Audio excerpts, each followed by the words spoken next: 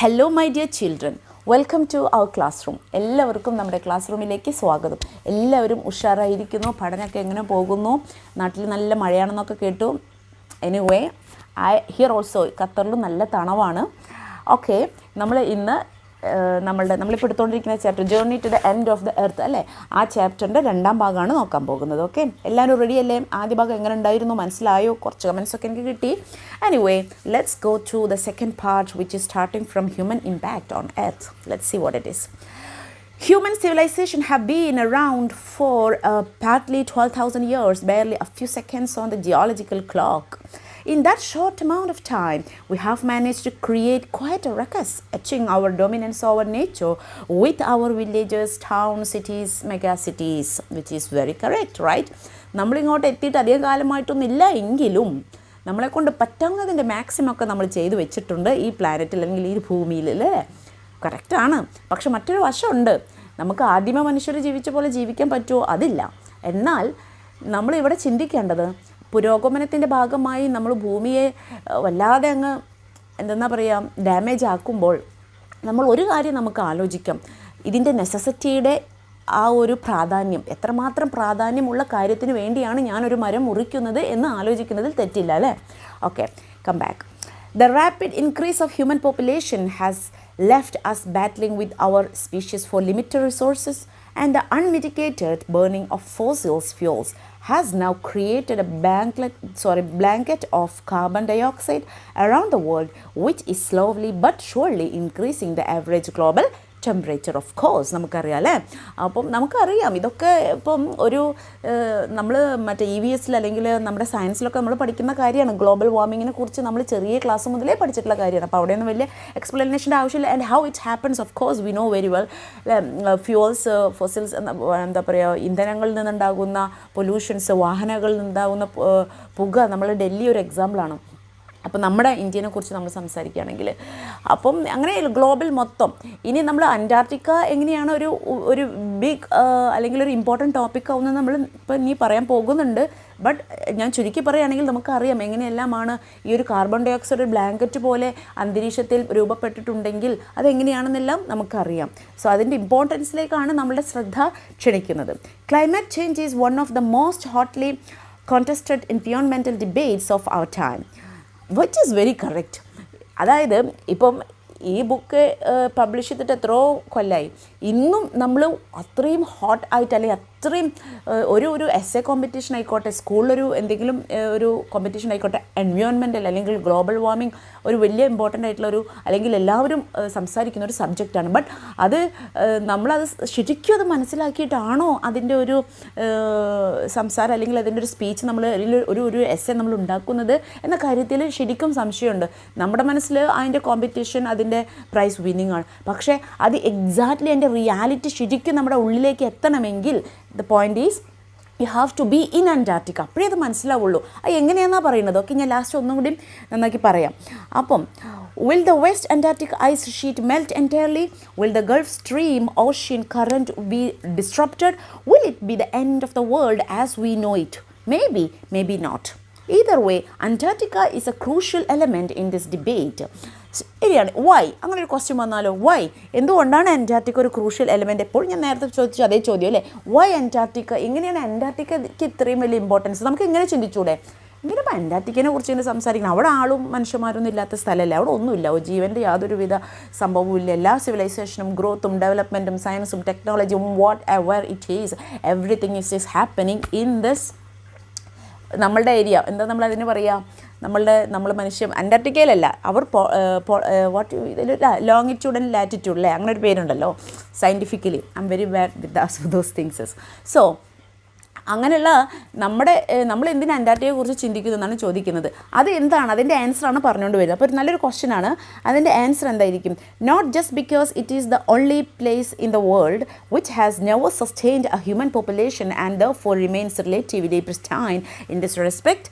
അതായത് ഇതുവരെ മനുഷ്യന്മാരൊന്നും അങ്ങോട്ട് വലിയ കാലെടുത്ത് കുത്തുകയും അവിടെ വലിയ പുരോഗമനമൊന്നും ചെയ്യാത്തത് കൊണ്ട് ഇപ്പോഴും ജനിച്ചപാടെ നിൽക്കുന്ന ഒരു സ്ഥലം എന്ന് വേണമെങ്കിൽ പ്രിസ്റ്റൈൻ, അതിൻ്റെ ഒരു ഒറിജിൻ കണ്ടീഷനിൽ തന്നെ നിലനിൽക്കുന്ന ഒരു സ്ഥലം എന്ന് വേണമെങ്കിൽ നമുക്ക് പറയാം. അതുകൊണ്ടാണോ? അല്ല. പിന്നെ എന്തുകൊണ്ടാണ്? but more importantly, because it holds in its ice cores 500,000-year-old carbon records trapped in its layers of ice. ഇത്രയും പ്യൂരിറ്റിയുള്ള, ഇത്രയും ക്ലിയർ ആയിട്ടുള്ള, ഇത്രയും ക്രിസ്റ്റൽ ക്ലിയർ എന്ന് വേണമെങ്കിൽ പറയാവുന്ന ആ പ്രദേശത്തെ ഐസ് കോഴ്സിൽ, അത്രയും വലിയ ഐസ് മലകളിൽ ആ ഒരു പ്രദേശം അങ്ങനെ ഐസാണ്. അപ്പം അതിൽ 500,000 years ഓൾഡ് ആയിട്ടുള്ള കാർബൺ ഡയോക്സൈഡ് ഇരിക്കുകയാണ്. It's melting. It is really literally melting. സൂര്യൻ്റെ ചൂട് അല്ലെങ്കിൽ ഗ്ലോബൽ വാർമിംഗ്. അപ്പോൾ ഇത്രയും തണുപ്പുള്ള ഒരു ഭാഗത്ത് ഐസ് മെൽറ്റ് ആവണമെങ്കിൽ you can imagine the temperature entire globe നമ്മൾ കൺസിഡർ ചെയ്യുകയാണെങ്കിൽ. അതാണ് അവിടുത്തെ ഇമ്പോർട്ടൻസ്. അതുകൊണ്ടാണ് അന്റാർട്ടിക്ക ഒരുങ്ങുമ്പോൾ എങ്ങനെ ലോകത്തെ ബാധിക്കുന്നു. ഫസ്റ്റ് ഓഫ് ഓൾ നമ്മൾ ചിന്തിക്കേണ്ടത് അപ്പോൾ എന്തുമാത്രം ഗ്ലോബൽ വാർമിംഗ് ഉണ്ടായിരിക്കും ആ ഒരു ഐസ് മലകളെ ഉരുക്കാൻ മാത്രം. എങ്ങനത്തെ പ്രദേശമാണെന്ന് ആലോചിക്കണം അല്ലേ. അപ്പോൾ ഗ്ലോബൽ മൊത്തം ടെമ്പറേച്ചർ നമ്മൾ ആ ഒരു ആ റിയാലിറ്റി മനസ്സിലേക്ക് കൊടുത്തിട്ട് മൊത്തം നിങ്ങൾ ഗ്ലോബൽ വാർമിംഗ് അല്ലെങ്കിൽ ഗ്ലോബലിൻ്റെ ഒരു എൻവയോൺമെൻറ്റൽ ടെമ്പറേച്ചർ ഇൻക്രീസ് ചെയ്യുന്ന തോത് മനസ്സിലാക്കി നോക്കൂ. അപ്പോൾ നിങ്ങൾക്ക് മനസ്സിലാവും which is so important and very dangerous. And if we want to study and examine the Earth's past, present and future, Antarctica is the place to go. നമ്മൾ ആദ്യമേ ഇത് പറഞ്ഞിട്ടുണ്ടായിരുന്നു അല്ലേ. അപ്പോൾ മനസ്സിലായോ എന്തുകൊണ്ടാണ് ഇപ്പോൾ അങ്ങനെ ഒരു ചോദ്യം നിങ്ങൾക്ക് വരികയാണ്. why it says like if you want to study or examine the past, future, present of the Earth, why Antarctica? Because നമ്മൾ ആദ്യമേ പറഞ്ഞു how it's connected with the old. നമ്മളുടെ ഇപ്പോഴത്തെ ലാൻഡും അന്റാർട്ടിക്കയും തമ്മിലുള്ള ബന്ധം നമ്മൾ പറഞ്ഞു. ഒരു വലിയൊരു ഗ്ലോബ് ഉണ്ടായിരുന്നെന്നും അത് പിന്നീട് ഇങ്ങനെ നമ്മളിപ്പോൾ കാണപ്പെടുന്ന കോണ്ടിനെൻ്റായി മാറി എന്നൊക്കെ നമ്മൾ പറഞ്ഞു. ഞാൻ വീണ്ടും റിപ്പീറ്റ് ചെയ്യുന്നില്ല. ആൻഡ് ദെൻ ഇനി ഫ്യൂച്ചർ അപ്പോൾ എങ്ങനെയാണ് പാസ്റ്റായിട്ട് റിലേറ്റ് ആയി നിങ്ങൾക്ക് മനസ്സിലായി. ഇനി ഞാൻ പറയാൻ പോകുന്നത് നമ്മൾ നോക്കാൻ പോകുന്നത് how it connected to future. എങ്ങനെയാണ് ഫ്യൂച്ചറിനെ നമുക്കതിൽ കാണാൻ കഴിയുന്നത് എന്നുള്ളതാണ് നമ്മൾ പറയാൻ പോകുന്നത്. എങ്ങനെയായിരിക്കും നിങ്ങൾക്ക് എന്ത് തോന്നുന്നു? Yes, of course the ice melt ചെയ്യുന്നുണ്ട്. അതിലൂടെ വേറെ എന്തെല്ലാം സംഭവിക്കുന്നു ഈ അന്റാർട്ടിക്ക. അത് of course there is ocean ഉണ്ടല്ലേ. ഓക്കെ, ഞാനതിപ്പോൾ പറയുന്നില്ല, നമ്മൾ പയ്യെ പറയും. Students on ICE, the program I was working with on Shokalski aims to do exactly this by taking high school students to the end of the world, which is Antarctica, and providing them inspiring educational opportunities which will help them foster a new understanding and respect of our planet. So ഈ students on ice എന്ന programme എന്തുകൊണ്ടാണ് ഇത്ര successful ആണ്? Why it is so important? Because അവിടെ സ്റ്റുഡൻസിനെയാണ് നമുക്ക് ഒരിക്കലും പോകാൻ വളരെ പാടുള്ള ആ സ്ഥലത്തേക്ക് സ്റ്റുഡൻസിനെയാണ് കൊണ്ടുപോയിട്ട് അവർക്ക് അത്രയും ഇൻസ്പയർ കാണുകയാണ് ഇൻ റിയലായിട്ടും. ഈ ഇത്രയും നല്ല ഐസ് മലകൾ പ്യുവറായിട്ടുള്ള ആ ഒരു പ്രദേശം ഉരുകി ഇല്ലാതാവുന്നത് നമുക്ക് കാണുമ്പോൾ of course it's a heart breaking scene as well. അപ്പോൾ കുട്ടികൾ ആ ഒരു സ്റ്റുഡൻസിൻ്റെ പ്രത്യേകത എന്താ? നമ്മൾ നല്ല വൈബ്രൻ്റ് ആയിട്ടുള്ള ടൈമാണ് നമ്മുടെ. അതായത് നമുക്ക് പെട്ടെന്ന് നമ്മൾ ഇൻസ്പയർഡ് ആകുന്നു, നമ്മൾ അത് ഒബ്സർവ് ചെയ്യാം, നമുക്ക് ക്യൂരിയോസിറ്റി കൂടുതലാണ്. എൻ്റെ ഒരു അഭിപ്രായത്തിൽ സ്റ്റുഡൻസ് എന്ന് പറഞ്ഞാൽ ഓഫ് കോഴ്സ് ഒരുപാട് ക്യൂരിയോസിറ്റിയുള്ള, അറിയാൻ ആഗ്രഹമുള്ള, അതൊക്കെ ഇൻസ്പയർഡായിട്ട് പെട്ടെന്ന് ആക്ഷൻ എടുക്കുന്ന ഒരു സമൂഹം, ഒരു പീപ്പിൾ, ഒരു കൂട്ടം ജനങ്ങളാണ് students.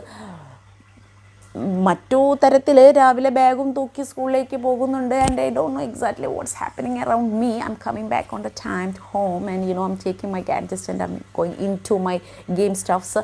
I don't know if I can call them students, but I know my students, you guys are not like that. I know നമ്മൾ വളരെ ഇൻസ്പയർ ആയിട്ട് തിങ്ക് ചെയ്യും, ടു ബി ഇൻസ്പയർഡ് ആൻഡ് മറ്റുള്ളവർക്ക് പോസിറ്റീവ് എനർജിയും pass ചെയ്യുന്ന ഒരു class റൂമല്ലേ നമ്മുടേത്, അല്ലേ? ആണ്. അപ്പോൾ അതുകൊണ്ട് this is about us, so okay.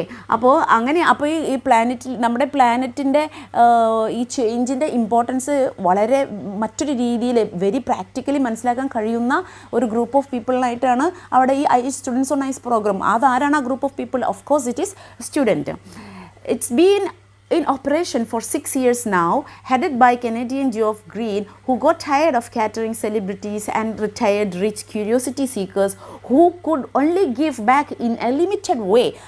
അതായത് ഈ ടൂറിസ്റ്റുകൾ ഉണ്ടാവുമല്ലോ, അവർക്ക് പോവുക, പിന്നെ എന്താ പറയുക, അവർക്ക് തരാൻ പറ്റുന്ന ഒരു feedback of course it is very limited. Maybe they can enjoy. അവർ ചിലപ്പോൾ അവരുടെ ശ്രദ്ധയിൽ ഉരുകുന്ന മഞ്ഞ ആയിരിക്കില്ല കൂടുതൽ വരിക, അല്ലെങ്കിൽ അവരുടെ തോട്ടിൽ വരിക. ആ ഒരു എക്സ്പീരിയൻസ് അവർ എൻജോയ് ചെയ്യുന്ന രീതി വ്യത്യാസമായിരിക്കും. അപ്പോൾ of course as per the what is his name, Geoff Green, അദ്ദേഹം ചിന്തിക്കുന്നത് എനിക്ക് കിട്ടുന്ന അല്ലെങ്കിൽ നമ്മുടെ സമൂഹത്തിന് കിട്ടുന്ന ഫീഡ്ബാക്ക് വെരി ലിമിറ്റഡ് ആയിരിക്കും. അങ്ങനെയുള്ള ഒരു ഫീഡ്ബാക്കോ ഒരു ആക്ഷനോ അല്ല നമുക്ക് വേണ്ടത്. അതുകൊണ്ടാണ് it's turns to students on ice ആയത്. യെസ്. ഇനി where we are, rich curiosity, yes.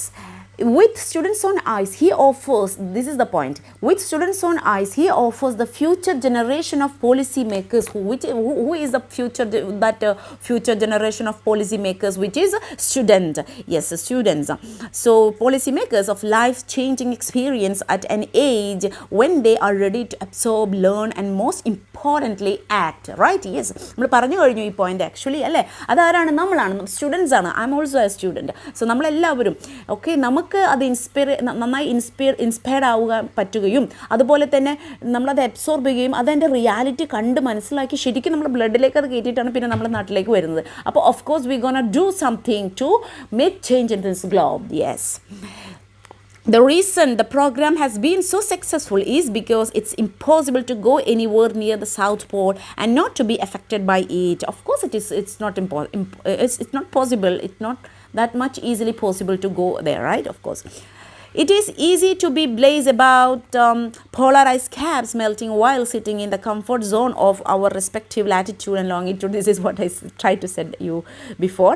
But when you can visibly see glaciers retreating and ice shelves collapsing, you begin to realize, that is very important, you begin to realize that the threat of global warming is very real. നമുക്ക് നമ്മുടെ സ്ഥലത്ത് ഇരുന്നിട്ട് ഞാൻ T വിയിലൂടെ കാണുന്നു, ഞാൻ പറഞ്ഞു, നിങ്ങൾ കേൾക്കുന്നു, നമ്മൾ വായിക്കുന്നു, okay, it is like it's not really touching our heart.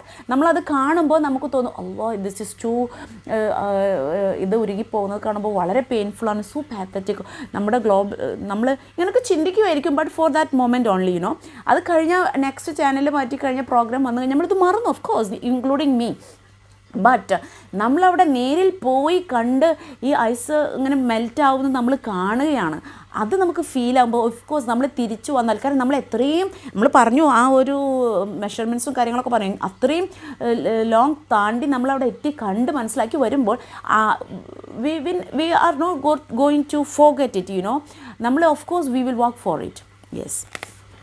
Antarctica, because of her simple ecosystem and lack of biodiversity, is a perfect place to study how little change in the environment can have big repercussions. Yes, of course. Adinde why it is so easy to understand and study the repercussions or after effects of environmental change, because of the limited biodiversity, which is very easy. Take the microscopic phytoplankton, those grasses of the sea that nourish and sustain the entire southern ocean's food chain. So ഒരു example പറയുകയാണെങ്കിൽ, phyto plankton എന്ന് പറയുന്ന ഒരു ocean grass, single celled grass, അത് ഈ ഒരു മൊത്തം ocean food ചെയിനെ sustain ചെയ്യാനുള്ള ഏറ്റവും എസെൻഷ്യൽ ആയിട്ടുള്ള ഒരു ഗ്രാസ് എന്നാണ് പറയുന്നത്. These single celled plants use sun's energy to assimilate carbon and synthesis organic compounds in that wondrous and most important process called photosynthesis. അപ്പോൾ photosynthesis we know what it is. So ഈ phytoplankton എന്ന് പറയുന്ന സൂക്ഷ്മമായിട്ടുള്ള ഈ ഗ്രാസിനെ damage സംഭവിക്കുമ്പോൾ, അതല്ലെങ്കിൽ അത് ഇല്ലാതാകുമ്പോൾ മൊത്തം entire ocean food ചെയിനാണ് ഇല്ലാതാകുന്നത്.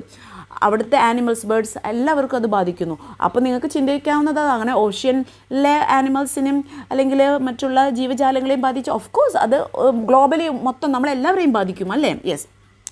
Scientist warn ചെയ്തിട്ടുണ്ട്, a further depletion in the ozone layer will affect the activities of phytoplankton, which in turn will affect the lives of all marine animals and birds of the region and the global carbon cycle. Of course, global carbon cycle. In the parable of the phytoplankton, there is a great metaphor for existence. Take care of small things and the big things will fall into place. It's very important as well. നമുക്ക് എപ്പോഴും ചിന്തിക്കാവുന്ന നല്ലൊരു മെറ്റഫറാണ്, അല്ലെങ്കിൽ ഒരു saying ആണ്. Take care of small things. നമ്മൾ ചെറിയ കാര്യങ്ങളെ ശ്രദ്ധിച്ചാൽ വലിയ കാര്യങ്ങൾ അതവിടെ സംരക്ഷിക്കപ്പെടും. ഇപ്പോൾ ഈ ഒരു എക്സാമ്പിൾ പറയുകയാണെന്ന് വെച്ചെങ്കിൽ ഫൈറ്റോ പ്ലാങ്ക്ടനെ സംരക്ഷിക്കാൻ ഒരു വളരെ മൈക്രോസ്കോപ്പിക് ആയിട്ടുള്ള ഈ ചെറിയ സംഭവത്തിന് നമ്മൾ ഇപ്പോൾ ഹണീബീനെ നമ്മൾ സംരക്ഷിക്കാൻ ശ്രമിച്ചാൽ വലിയ വലിയ ആനിമൽസും ഇൻക്ലൂഡിങ് അസ് നമ്മളെല്ലാവരും സംരക്ഷിക്കപ്പെടുകയാണ്. Work on the ocean is the next part. അപ്പോൾ ഈ ഒരു ഹ്യൂമൻ ഇമ്പാക്റ്റ് മനസ്സിലായി എന്ന് വിചാരിക്കുന്നു. നിങ്ങൾ നിർബന്ധമായിട്ട് ഞാൻ വീണ്ടും പറയുകയാണ്, ബോറടിപ്പിക്കുകയല്ല, വായിക്കണം പ്ലീസ്, ഒരുപാട് തവണ വായിക്കണം. ഓക്കെ, എങ്കിലേ നിങ്ങൾക്ക് സ്വന്തമായിട്ട് എന്തെങ്കിലും എഴുതാൻ പറ്റുള്ളൂ. Next we are going to check what is next, which is work on the ocean. Let's see what it is. My Antarctic experience was full of such epiphanies, but the best occurred just short of Antarctic Circle at 60.55 degrees south. The Shokhalski has managed to wedge herself into a thick white stretch of ice between the peninsula and Tadpole Island, which was preventing us from going any further. അപ്പോൾ അവർ ഏകദേശം അവരുടെ trip അവസാനിപ്പിക്കാനായി. അപ്പം ഈ Shokalskiy the ship which is very skilful to wedge, which means നമ്മൾ ഈ ചെറിയ ഇടുങ്ങിയ പ്രദേശങ്ങൾ മഞ്ഞിൻ്റെ ഇടയിലൂടെ എല്ലാം കയറി പോകാൻ അത്രയും സ്ട്രോങ് ആയിട്ടുള്ള സംഭവമാണ്. അങ്ങനെ അവരുടെ ഏകദേശം അവരുടെ യാത്ര അവിടെ അവസാനിക്കാൻ പോവുകയാണ്. Okay, the captain decided we were going to turn around and head back the north, but before we did, അപ്പോൾ നമ്മൾ തിരിച്ചു പോകുന്നതിൻ്റെ മുന്നായിട്ട് ഒരു കാര്യം കൂടി ചെയ്യാണ്ടെന്നാണ് പറയുന്നത്. What it is, we were all instructed to climb down to the gangplank and walk on the oceans. Yes, അപ്പോൾ ഷിപ്പിൽ നിന്നും അവർ ഇറങ്ങണമെന്നും, ഈ ഗാങ്പ്ലാങ്ക് എന്ന് പറയുന്നത് നമ്മൾ ഈ കരയും ഷിപ്പും തമ്മിലുള്ള ഒരു നമുക്ക് നടന്ന് പോകാനുള്ള ഈ ഷിപ്പിൻ്റെ ഓഷ്യൻ്റെ മേലെ കൂടെ തന്നെ പോകാനുള്ള ഒരു ഫുട്പാത്ത് ഉണ്ട്, ഒരു ബോർഡുണ്ട്. അപ്പോൾ അങ്ങോട്ട് നടക്കണം, എന്നിട്ട് അതിൻ്റെ മേലെ കൂടെ നടക്കണം എന്ന് പറഞ്ഞു. അപ്പോൾ അവർ അതിനായിട്ട് റെഡിയായി. Okay, so there we were, all 52 of us, knitted out in Gore-Tex and glaciers, walking on the stark white. Okay, അവർ ആ പുറത്തിറങ്ങി നടക്കാനുള്ള അവരുടെ ഡ്രസ്സപ്പൊക്കെ ചെയ്തിട്ട് നടക്കുകയാണ്. Okay, whiteness that seemed to spread out forever. Of course എവിടെയാണെന്നുള്ളത് നമ്മൾ മറക്കരുത്. ഓക്കെ, നമ്മുടെ പിക്ചറിൽ ഇമാജിനേഷനിൽ ഇറ്റ്സ് ഫുൾ വൈറ്റ്. നമ്മൾ ആദ്യം പറഞ്ഞില്ല പിന്നെ ടെന്നീസ് ബോൾ, ഞാൻ എന്താ പറഞ്ഞത്, നമുക്കൊരു വെള്ള ബ്ലാങ്കറ്റിൻ്റെ ഉള്ളിലേക്ക് കയറിയ പോലെ എന്നാണ് എനിക്ക് ഫീൽ ചെയ്യുന്നത് പറഞ്ഞത്. അങ്ങനെ നമ്മൾ we are surrounded by full white. Okay, so അങ്ങനെ നടക്കുകയാണ് അവർ. അപ്പം underneath our feet was a meter thick ice pack. Okay, ഒരു മീറ്റർ തിക്ക് ഐസ് പാക്കിൻ്റെ മേലെ കൂടെ അവിടെ നടക്കുന്നു. അതിൻ്റെയും underneath that 180 meters of living breathing salt water. Of course it is ocean. In the periphery Cribito, seals were stretching and stunning themselves on ice floes, much like stray dogs will do under the shadow of banyan tree. Of course അവിടെ seals ഉണ്ടായിരിക്കും, അതവർക്ക് കാണാൻ പറ്റുന്നുണ്ട്. അവർ ആ കുഞ്ഞു സണ്ണിയൊക്കെ വെയിലൊക്കെ കൊണ്ട് ആസ്വദിക്കുകയാണ്, നമ്മുടെ നാട്ടിൽ ഡോഗ്സ് ചെയ്യുന്ന പോലെ, സ്ട്രെച്ചിങ് അവർ റിലാക്സ് ചെയ്യുന്ന പോലെ. It was nothing short of A revelation, everything does indeed connect. Of course അത് വളരെ വലിയൊരു സത്യമാണ് അല്ലേ. എല്ലാവരും അങ്ങനെയാണ് ചെയ്യുന്നത്. നമ്മുടെ ഗ്ലോബ്, നമ്മളെല്ലാം അങ്ങനെയാണ്. നമ്മൾ സൂക്ഷ്മമായി പരിശോധിച്ച് നോക്കിയാൽ നമുക്ക് മനസ്സിലാക്കാൻ പറ്റും. വളരെ ചെറിയ സ്പീഷീസ് മുതൽ ദ ബിഗ് ആനിമൽ വരെ വി ആർ ഇൻ്റർ കണക്റ്റഡ്. ഓക്കെ, നമ്മളെല്ലാവരും connected indeed. 9 time zones, 6 checkpoints, the 3 bodies of water, and many ecosphere later, I was still wondering about the beauty of balance in play in our planet. Of course, ഇപ്പോൾ ഇത്രയും നമ്മൾ ആദ്യമേ പറഞ്ഞു അല്ലേ, അന്റാർട്ടിക്കയിലേക്ക് എത്തിയപ്പോൾ നമ്മൾ ഭൂമിയിലല്ല എന്നുള്ള ഫീലിംഗ് ആണ് നമുക്ക് എല്ലാവർക്കും ഉണ്ടായി. നമ്മൾ എത്തിയില്ലേ, still we are in Antarctica. അപ്പം ഇത്രയൊക്കെ നമ്മൾ ദൂരം താണ്ടി വന്നിട്ടും നമുക്കിപ്പോഴും ഒരു അതിശയമാണ് ആ ഒരു ഭൂമിയുടെ ഒരു ബാലൻസിങ്, ആ ഒരു ബ്യൂട്ടി നിലനിർത്താൻ, ബാലൻസ് ചെയ്ത് കൊണ്ടുപോകാനുള്ള ഇത്രയൊക്കെ സംഭവിച്ചിട്ടും still we can find the beauty and purity. നമുക്ക് വേറെ രീതിയിലും കൂടി ഞാൻ അതിനെ പറയാൻ ഇഷ്ടപ്പെടുകയാണ്. നമ്മൾ പറയാറില്ലേ ഭൂമി മാതാവ്, അല്ലെങ്കിൽ a big strength, a planet with a power that it has a power to paddle her children. നമ്മളെല്ലാവരും അതിൻ്റെ മക്കളാണ്. അപ്പോൾ നമ്മളെ സംരക്ഷിക്കാൻ ഇപ്പോഴും ബുദ്ധിമുട്ടിയിട്ടാണെങ്കിൽ ഒരു അമ്മ, വളരെ വീക്കായിട്ടുള്ളൊരു അമ്മ എത്ര വീക്കായാലും അതിൻ്റെ മക്കളെ സംരക്ഷിക്കാൻ ജീവനുള്ളിടത്തോളം കാലം പൊരുതും. This is how the earth is doing. You got my point? Yes. Okay, where we are now. How would it be if Antarctica were to become the warm place that it once used to be? നമ്മൾ first പാർട്ടിൽ പറഞ്ഞില്ല അന്റാർട്ടിക്കയുടെ past history പഠിക്കുന്ന സമയത്ത് അതുപോലെ വീണ്ടും ഒരു warm place ആയാൽ എങ്ങനെ ഉണ്ടായിരിക്കും? Will we be around to see it? നമ്മളുണ്ടാവും അതൊക്കെ കാണാൻ അവിടെ? Or would we have gone the way the dinosaurs, mammoths and woolly rhinos? മറ്റുള്ള മാമത്സ് ഒക്കെ പോയ വഴിക്ക് നമ്മളും പോകുമോ എന്നുള്ള ആങ്സൈറ്റി ഒരുപാട് ചോദ്യങ്ങളാണ്. ആർക്കറിയാം, who's to say. But after spending 2 weeks with a bunch of teenagers who still have the idealism to save the world, all I can say is that a lot can happen in a million years. But what a difference a day makes. അപ്പോൾ വലിയൊരു thought മുന്നിലേക്ക് കൊണ്ടുവച്ചിട്ടാണ് ഈ ഒരു ഭാഗം അവസാനിക്കുന്നത്, അല്ലെങ്കിൽ നമ്മുടെ reader നമ്മളോട് ചോദിക്കുന്നത്. ആൻഡ് ഓഫ് കോഴ്സ് അവർ നമുക്ക് ആ ഒരു അവരുടെ കോൺഫിഡൻറ്റ് അല്ലെങ്കിൽ എക്സ്പെക്റ്റേഷൻ, സ്റ്റുഡൻസിലുള്ള എക്സ്പെക്റ്റേഷൻ, ടീനേജേഴ്സിലെ യങ്സ്റ്റേഴ്സിലുള്ള എക്സ്പെക്റ്റേഷൻസും കൂടി കാണിച്ചു, പിന്നെ എന്താ പറയുക, അവിടെ ഉയർത്തി കാണിക്കുന്നുണ്ട്. അപ്പം ഇപ്പോഴും ഈ ടീനേജേഴ്സിനെ നമ്മുടെ ലോകം മാറ്റിമറിക്കാനുള്ളൊരു ഐഡിയലിസം കീപ്പ് ചെയ്യുന്നുണ്ട്. They are strong enough for that. Okay, അപ്പം അവരിലെ പ്രതീക്ഷ അർപ്പിച്ചുകൊണ്ടാണ് അവർ ഇത് അവസാനിപ്പിക്കുന്നത്, അല്ലേ? അപ്പം നമുക്ക് ഒരുപാട് മാറ്റങ്ങൾ നമുക്ക് കൊണ്ടുവരാൻ സാധിക്കും. Each day, just take each day for a small difference. ഒരു ദിവസത്തിൽ ഒരു ചെറിയ ഡിഫറൻസ് കൊണ്ടുവരൂ. അങ്ങനെ ഈച്ച് ഡേ സോ ഇമാജിൻ, അപ്പോൾ ഓരോ ദിവസവും നമുക്ക് ചെറിയ ഡിഫറൻസ് കൊണ്ടുവരാൻ സാധിച്ചാൽ at the end of the day, അല്ലെങ്കിൽ അവസാനം എന്താണ് സംഭവിക്കുന്നത്? Of course we can change, right? Do you agree with me or do you agree with Shani Doshi? Of course we do, right? Very good. So this is how the chapter, it was it's not complicated. What makes ചിലപ്പോൾ നിങ്ങൾക്കത് കുറച്ച് ബുദ്ധിമുട്ടായിട്ട് തോന്നാം. എന്തുകൊണ്ടാണ്? what make it little bit unfriendly is just because of kind of terms and words which is more from the science, maybe that, but the people, those who know, very interested with the science, it will be amazing topic as well.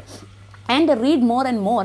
നിങ്ങൾക്ക് എത്രമാത്രം വായിക്കാൻ സാധിക്കും അത്രമാത്രം വായിക്കുക. അപ്പോൾ അത്രമാത്രം നിങ്ങൾ എന്താ പറയുക, വളരെ ഈസി ആയിട്ട് നിങ്ങൾക്ക് പറ്റും ഇതിൻ്റെ ക്വസ്റ്റ്യൻസ് ആൻസർ ചെയ്യാൻ. ഒരിക്കലും ഒരു സ്പെസിഫിക് ക്വസ്റ്റ്യനെ തേടിപ്പോയി അതിൻ്റെ ഒരു സ്പെസിഫിക് ആൻസർ വെച്ചിട്ട് എക്സാമിന് പോകരുത്. ഞാൻ എപ്പോഴും പറയാനുള്ള പോലെ നന്നായി വായിക്കുക. ഏതൊക്കെ തരത്തിൽ ക്വസ്റ്റ്യൻ വന്നാലും നിങ്ങൾക്ക് എഴുതാൻ കിട്ടണം. ഇംഗ്ലീഷിൻ്റെ നമ്മളുടെ സബ്ജക്റ്റിൻ്റെ പ്രത്യേകത അതാണ്. നമ്മളിപ്പോൾ +2 ആണ്. അപ്പോൾ നമ്മൾ പണ്ടത്തെ പോലെ നോട്ട് ഇങ്ങനെ വായിച്ചു 5-6 ക്വസ്റ്റ്യൻ വായിച്ച് പോയി എക്സാം എഴുതരുത്.